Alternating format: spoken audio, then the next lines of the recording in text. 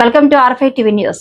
ప్రకాశం జిల్లా మార్కాపురం పట్టణంలోని ఆర్యవేశ్య సంఘం నాయకులు వక్కలగడ్డ మల్లికార్జున మాట్లాడుతూ ఆర్యవేశ్యులమని చులకన చేస్తూ ఎవరు అడ్డగోలుగా వ్యవహరించినా చట్టపరంగా ముందుకెళ్తామని హెచ్చరించారు. స్థానిక ప్రెస్ క్లబ్ లో జరిగిన విలేకరుల సమావేశంలో ఆయన మాట్లాడుతూ 1922 నాటి భూమి కొందరు చేతులు మారి మేము 2011లో చట్టబద్ధంగా కొనుగోలు చేశాం. ఇప్పుడు కొందరు దళితులు ఆ భూమి మాదని చెబుతూ మాపై దాడికి దిగడం, అడ్డదిడ్డంగా కేసులు పెట్టడం సరికాదు. మా వద్ద అన్ని చట్టపరమైన ఆధారాలు ఉన్నాయి. చట్టం ముందు మేము తప్పు చేయలేదని నిరూపిస్తామన్నారు. అలాగే ఆయన మీ వద్ద ఆధారాలు ఉంటే చూపించండి, నిజంగా మీ హక్కు అని తేలితే మేము అక్కడి నుండి వెళ్లిపోతాం, కానీ చట్టాన్ని మించి ప్రవర్తించడం సరికాదు అని స్పష్టం చేశారు. అందరికీ నమస్కారం. ఈరోజు ఈ యొక్క ప్రెస్ మీట్కి వచ్చినటువంటి పత్రికా సోదరులకు అలాగే ఆర్యవేశ్య సోదరులకు అందరికి కూడా నమస్కారాలు తెలియజేస్తూ, ఈ మధ్యకాలంలో కొన్ని మీడియాలలో కొన్ని పేపర్లలో నాపై అంటే మాపై అందరిపైన వచ్చిన ఆరోపణల మీద ఈరోజు ప్రెస్ మీట్ ఏర్పాటు చేయడం జరిగింది. మీకు కూడా ఏం జరిగింది, ఏంటి, భూమి ఎవరిది ఏంటి అని చెప్పుకోవాల్సిన అవసరం మాకుంది కాబట్టి ఇక్కడ ఏర్పాటు చేశాం. ముఖ్యంగా ఈ భూమి 1922 సంవత్సరంలో గుమ్మా చిన్నరాజయ్య మరియు ఆయనతో కలిపి 24 మంది యాదవులకు ఈ భూమి పట్టాలు వేయడం జరిగింది. 24 మంది యాదవులకు 1922 సంవత్సరంలో. దాని తర్వాత యాదవుల నుంచి రకరకాల డాక్యుమెంట్లుగా, అంటే యాదవుల నుంచి ఎస్సీలు, ఓసీలు అంటే వైశ్యాస్ కొన్నారు, తర్వాత చౌదరులు కొన్నారు, తర్వాత రెడ్లు కొన్నారు. ఇట్లా రకరకాల డాక్యుమెంట్లు 1926, 27, 28, 32, 42, 48, 50, 52 ఇట్లా దగ్గర 25 డాక్యుమెంట్ల ద్వారా వాళ్ళు అమ్ముకున్నారు. 25-30 డాక్యుమెంట్లు, ఇవన్నీ డాక్యుమెంట్లు, ఎన్ని రిజిస్ట్రేషన్ డాక్యుమెంట్లు, ఇవేమి స్వాధీనకరాలు ఏం కాదు. 24 మంది యాదవులకు 1922 సంవత్సరంలో పట్టాలిస్తే వాళ్ళు 1922 నుంచి 54 లోపల 30 ట్రాన్సాక్షన్ ద్వారా అందరికి అమ్ముకున్నారు. వీళ్ళు అమ్ముకున్న తర్వాత వీళ్ళ దగ్గర నుంచి 1994 సంవత్సరంలో నాగభైరవ రవీంద్రనాథ్ ఠాగూర్ అని చెప్పి ఆయన నూజివి నుంచి వచ్చాడు ఇక్కడికి. ఆయన ఈ 40 ఎకరాల మొత్తం కూడా అందరి దగ్గర ఈయన కొనుక్కున్నాడు. అప్పుడెంత రేటు? 1000 రూపాయలు, 2000 ఎకరా 1994 సంవత్సరంలో ఆయన కొనుక్కొని ఆయన ఈ యొక్క 40 ఎకరాలకు మొత్తాన్ని ఫినిషింగ్ వేసి దాంట్లో బోర్లు వేయించి ఒక ట్రాన్స్ఫారం పెట్టించుకొని దాంట్లో బత్తాయి చెట్లు, టేకు చెట్లు, నిమ్మ చెట్లు వేసి ఒక ఇల్లు కూడా కట్టాడు. కట్టి 1994 నుంచి 2010 సంవత్సరం దాకా ఆయన అక్కడే ఆ పొలంలోనే ఉన్నాడు. 2008 దాకా. 2008 సంవత్సరం ఆయన చనిపోయాడు. ఆయన చనిపోతే ఆయన అక్కడే కాల్చారు. ఆ పొలంలోనే ఆయన కాల్చారు. ఇది ఆ యొక్క 40 ఎకరాల్లోనే. ఆయన చనిపోయిన తర్వాత 2008 ఆయన చనిపోయిన తర్వాత 2010 సంవత్సరంలో వాళ్ళ కొడుకులు, వాళ్ళ కూతుర్లు, వాళ్ళ భార్య అందరు కలిసి నాతో పాటు పెరుమల సీను, తాళ్ళపల్లి ప్రసాదు, అలాగే నూకల మురళి, మా నలుగురికి వాళ్ళు అమ్మారు. మేమేమి రూపాయి పెట్టుకోలే.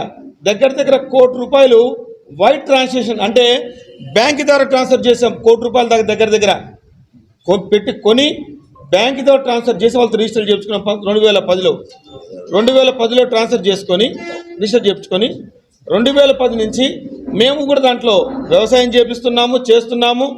అలాగే దీనికి సంబంధించిన పాస్బుక్లు మాకే ఉన్నాయి, ఆన్లైన్ మాకే ఉన్నాయి. అలాగే ఈ భూమికి సంబంధించినటువంటి మొత్తం హక్కులు మాకే ఉన్నాయి.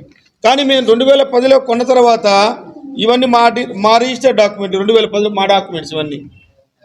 మేము 2010 రిజిస్టర్ డాక్యుమెంట్లు కొన్న తర్వాత 2011లో మేము హైకోర్టులో వేశారు. ఏమని?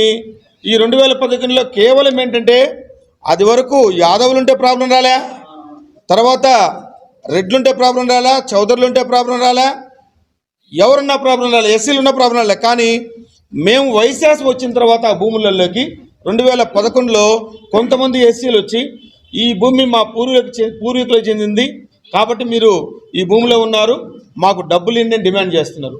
మేము ఎట్టి పరిస్థితుల్లో మేము 1 రూపాయి కూడా ఎవరికి కాల్చిన పని లేదు. ఇది మేము కొనుక్కున్న భూమి, మేము ఎవరి దగ్గర తీసుకున్న భూమి కాదు. మేము ఎవరికి ఇవ్వము, ఏం చేయము, మీరేమేం చేసుకుని చెప్పాము. కానీ వాళ్ళు రావడము, బెదిరించడము, రకరకాల కార్యక్రమాలు జరుగుతూ ఉన్నాయి. దీంట్లో విసిగి వేసారి 2018 మీద కేసు కూడా కట్టించాం. 2018 ఎఫ్ఐఆర్ నమోదైంది. ఇప్పటికే ఎఫ్ఐఆర్ విచారణలో ఉంది. దాని తర్వాత 2018 తర్వాత 2021లో ఒకసారి వచ్చారు. వచ్చి ఈ భూమి మాది అని చెప్పి ఆ రోజున్నటువంటి అధికార పార్టీ సపోర్ట్తో వాళ్ళు ఒకసారి వచ్చారు ఆ భూమిలోకి. కానీ అప్పుడు కూడా మేము ఎదుర్కొని బయటికి పంపించాం వాళ్ళను. ఇట్లా జరుగుతా ఈ భూమి జరుగుతూ ఉంది. అలాగే వాళ్ళు హైకోర్టులో వేశారు.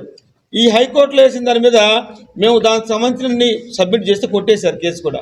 హైకోర్టులో కేసు కొట్టేసిన తర్వాత రెవెన్యూ కోర్టు పోయారు. మళ్ళా రెవెన్యూ కోర్టు పోతే 2014 సంవత్సరంలో దీని మీద ఒక డెసిషన్ ఇచ్చారు ఎంఆర్ఓ గారు. అప్పుడు దాంట్లో క్లియర్గా ఏ సర్వే నెంబరు, ఎప్పుడు రిజిస్ట్రేషన్ జరిగింది, ఇది రిజిస్టర్ జరిగింది మొత్తం చూపించారు.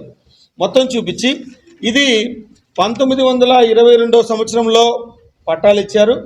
కానీ 1954కు ముందే రిజిస్ట్రేషన్స్ జరిగినాయి కాబట్టి ఇది పిఓటి యాక్ట్ వర్తించదు, ఇది అసైన్మెంట్ కాదు, ఇది ఎవరికి సంబంధించింది కాదు, ఇది కేవలము ఎవరైతే ఈ భూమిలో 1990 ఆ టైం నుంచి కూడా ఎవరైతే ఉన్నారో వాళ్ళకి చెందింది ఈ భూమి అని చెప్పి కూడా వాళ్ళు మొత్తం కూడా ఇవ్వడం జరిగింది. ఇట్లా ఆర్డీఓ గారు ఇచ్చారు ఈ రిపోర్టు. ఎంఆర్ఓ గారు ఎంత క్లియర్గా ఇచ్చారంటే ఈ భూమి అసైన్మెంట్ కాదు, ఇది ఎవరికి చెందింది కాదు, ఇది ఒక్కలగడ్డ మల్లికార్జున వాళ్ళకు ముందు వాళ్ళకి సంబంధించిందే, మిగతా వాళ్ళకి ఎటువంటి సంబంధం లేదని చెప్పి కూడా వాళ్ళు ఇచ్చారు. అలాగే అది అయిపోయిన తర్వాత ఆర్డీఓ గారి దగ్గరికి వెళ్ళారు. మళ్ళీ రిపిటిషన్కు వెళ్తే 2021 ఆయన కూడా ఇచ్చాడు. ఎంఆర్ఓ గారు ఇచ్చిన దాంట్లో క్లియర్గా ఉంది, దాన్నే నేను ఏకీభవిస్తున్నాను. 2021లో కూడా ఎంఆర్ఓ గారు ఏ నిర్ణయం ఇచ్చారో అది కరెక్టు, ఇది ఒక్కలగడ్డ మల్లికార్జున వాళ్ళ ముందు వాళ్ళకి సంబంధించింది కానీ వాళ్ళకు సంబంధించింది కాదని చెప్పి ఆయన కూడా ఇచ్చారు రిపోర్టు. అలాగే దీని తర్వాత వాళ్ళు పీపుల్స్ ఫోరంను ఒకరితో వేయించారు. వాళ్ళు అప్పుడు పెంచల కిషోర్ గారు ఆర్డీఓగా ఉన్నారు, ఆయన కూడా ఇచ్చారు. ఇది ఎవరికి సంబంధించింది కాదు, ఇది మల్లికార్జున వాళ్ళకి సంబంధించింది ఆయన ఇచ్చారు. ఇదంతా జరుగుతుంటే లక్ష్మీ శివజ్యోతి గారు ఆర్డీఓ గారు ఉన్నారు, ఆమె కూడా ఇచ్చారు. ఇది వీళ్ళకే ఎవరికి సంబంధం లేదని చెప్పారు, ఇచ్చారు. ఇట్లా రాహుల్ మీనా గారు ఇచ్చారు, ఇదే రిపోర్ట్ ఇచ్చారు. ప్రతి ఆర్డీఓ ఇచ్చినా, ప్రతి ఎంఆర్ఓ ఇచ్చినా, ఎవరిచ్చినా కానీ ఇది అసైన్మెంట్ కాదు, దీనికి పిఓటి యాక్ట్ వర్తించదు. 1954 ముందు అసైన్మెంట్ ఎవరికి ఇచ్చినా కానీ అది కొనవచ్చు, అమ్మవచ్చు 54 లోపల. 54 తర్వాత రిజిస్ట్రేషన్ చెల్లవు. 54కు ముందు ఒక్కసారి రిజిస్ట్రేషన్ జరిగితే అది సెటిల్మెంట్ లెక్కే కానీ అసైన్మెంట్ కాదు అని చెప్పి పిఓటి యాక్ట్ వర్తించి చెప్పారు. అలాగే మా జేసీ గారు ఇచ్చారు మన రిపోర్ట్ ఈ మధ్య ఒక నెల క్రితం 6/9 నుంచి. ఆ రోజు కూడా ఆయన చెప్పాడు క్లియర్గా, చాలా క్లియర్గా ఇచ్చారు. ఏమని ఇచ్చారు, ఈ భూములు ఎవరు క్లెయిమ్ చేస్తున్నారో వాళ్ళు ఏ ఆధారం చూపించలేదు, వాళ్ళ కాడ ఎటువంటి పేపర్లు లేవు. గుమ్మా నాగయ్య వాళ్ళకి ఇచ్చిన పట్టా చూపిస్తున్నారు వీళ్ళు, అక్కడి నుంచి కంటిన్యూ డాక్యుమెంట్ చూపిస్తున్నారు. దాని తర్వాత మళ్ళా నాగభైరవ రవీంద్రనాథ్ ఠాగూర్ అని చెప్పి మేధేందేని వాళ్ళు కొన్నది చూపిస్తున్నారు, తర్వాత వీళ్ళు కొన్నది చూపిస్తున్నారు. వీళ్ళకు మాకు పాస్బుక్లు ఉన్నాయి, వీళ్ళకి అమ్మిన వాళ్ళ పాస్బుక్లు ఉన్నాయి, అందరు రెవెన్యూ రికార్డులో ఉన్నారు. ఇప్పుడు ఎవరు క్లెయిమ్ చేస్తున్నారో వాళ్ళు ఎక్కడ కూడా ఏ రెవెన్యూ రికార్డులో లేరు, వాళ్ళకి ఎటువంటి సంబంధం లేదు, ఇది అసైన్మెంట్ కాదు, ఇది పిఓటి యాక్ట్ వర్తించదు అని జేసీ గారు కూడా ఇచ్చారు. ఇస్తూ ఆయన ఇంకా స్టడీ చేయమని కింది కోర్టుకు పంపించారు. దాన్ని అది జరిగింది, ఇది చేసేది. ఇన్ని కాగితాలు, ఇన్ని రిపోర్ట్లు, ఇన్ని ఉంటే ఇక్కడ మొన్న చెప్పారు, మొన్న ఏం చేశాం మేము 2010 నుంచి 15 సంవత్సరాలు వెయిట్ చేస్తున్నాము, మేమే భూమి మీద ఉన్నాము, మేమే చేసుకుంటున్నాం, మా భూమి మేము చేసుకుంటాం భయం. మా భూమి మేము ఇన్ని కాగితాలు మా బిడ్డకి వ్యవసాయం చేసుకుంటానికి పోతే మమ్మల్ని దౌర్జన్యంగా మమ్మల్ని వెంటబడి మమ్మల్ని తనడానికి ప్రయత్నించి మా మీదకి వచ్చి చివరికి మా మీద ఎదురు కేసులు పెడుతున్నారు. మాట మాట్లాడితే మేము మెస్సీలు ఎదురు కేసులు పెడతామంటారు, మాట మాట్లాడితే బెదిరిస్తారు, మాట మాట్లాడితే మాకెంత డబ్బులు ఇస్తామంటారు. ఏంది ఇది? అసలు 6 వయసులో ఇస్తున్నాడు. ఏమైనా రాసేటప్పుడు కనీసం దయచేసి చెప్తున్నా మా వివరణ కూడా అడగండి, మా పేపర్లు చూసుకోండి. ఇప్పుడు ఇక్కడే పేపర్లు పెడతాం, ఎవరైతే రాసిన ఛానళ్ళు కానీ రాయని వాళ్ళు కానీ చూడండి. మీరు గినక వాళ్ళకు హక్కు ఉంది అంటే గినక మేము ఇక్కడి నుంచి వెళ్ళిపోతాం. అంతేగాని అనవసరం నిరాధార ఆరోపణలు చేసేటప్పుడు కనీసం పక్క వాళ్ళని అడగండి, దయచేసి చెప్తున్నాం, ఈసారి కనుక మమ్మల్ని ఈ విధంగా కనుక ప్రెస్లో ఎక్కడైనా కానీ ఈ విధంగా నిరాధారంగా కనుక మాట్లాడి మీరు కనుక పబ్లిష్ చేస్తే మేము కోర్టుకు వెళ్ళి మీ మీద కోర్టుల ద్వారా మీ మీద యాక్షన్ తీసుకుంటాం. మమ్మల్ని అడగండి, మేము చెప్పకపోతే మా మీద మీరు ఏమైనా రాయండి, మా వివరం తీసుకోండి. మీరు దయచేసి చెప్తున్నాం, మేము కూడా సంఘంలో బాధ్యతగా గౌరవంగా తిరిగే వాళ్ళము. మమ్మల్ని ఇబ్బంది పెట్టబాకండి, అలాగే ఆరవేసులను చులకంగా చూడబాకండి దయచేసి. ఈ విధంగా ఉంటే కనుక మా పొలాలు ఈ విధంగా ఉంటే మాకు మా బిడ్డలకు ఇక్కడ మాకేంటి అసలు రక్షణ ఏది? మేము ఎలా జీవించాలి చెప్పండి? మా పొలాలకు రక్షణ లేకుంటే మాకెక్కడ రక్షణ వస్తుంది? ఇంకా రేపు మా ఇళ్ళ కాడికి వచ్చి మా ఇల్లు ఏమంటారు? మేము ఇవ్వాలనా? బెదిరిస్తే బెదిరిపోవాలనా? ఇది ఎక్కడ న్యాయం? అందుకే ఒకటే స్టేషన్కి వచ్చాం. మేము చావైనా బతికైనా ఆ పొలంలోనే ఉంటాం. మేము ఆ పొలంలోనే ఉంటాం. మమ్మల్ని చంపుకుంటారో, మమ్మల్ని ఎస్సీ కేసులు పెట్టుకుంటారో, ఏమేం చేసుకోమనండి, మేము పొలంలోనే ఉంటాం. అదే విషయాన్ని జిల్లా పెద్దలకు కూడా చెప్పొచ్చాము. జిల్లా పెద్దలంటే కనుక పోలీస్ డిపార్ట్మెంట్ వారికి, రెవెన్యూ డిపార్ట్మెంట్ వారికి చెప్పొచ్చాం. సార్ దయచేసి మాకు రక్షణ కల్పించండి, మమ్మల్ని చంపుతామంటున్నారు. ఆడవాళ్ళు వెంటబడి రాళ్ళు తీసుకున్నారు. ఇంకా ఏం చేయాలి? మేము మా భూమిలో ఇన్ని డాక్యుమెంట్లు పెట్టుకుని మేము పోతే రాళ్ళు తీసుకుంటారు మా మీదకి. ఇట్లా ఉంది మా పరిస్థితి. దయచేసి వయసులం కాబట్టి మమ్మల్ని ఇబ్బంది పెడుతుంది తగదు మీకు. కాబట్టి రక్షణ కల్పించండి, ప్రెస్ వారు కూడా సహకరించండి. దేనికంటే కనుక న్యాయం వైపు ఉండండి. మిమ్మల్ని చూసి 10 మంది మీరు ప్రెస్ వాళ్ళు నమ్మకంతో ఉండాలి, కానీ ఇబ్బంది పడే తత్వంతో ఉండకూడదు. కాబట్టి దయచేసి పోలీసు వారు కూడా మాకు రక్షణ కల్పించి మా భూమిలో మేము వ్యవసాయం చేసుకుంటాం. మమ్మల్ని దయచేసి రక్షణ కల్పించడానికి పోలీస్ డిపార్ట్మెంట్ వారిని, అలాగే రెవెన్యూ డిపార్ట్మెంట్ వారిని మీ ద్వారా కోరుకుంటున్నాను.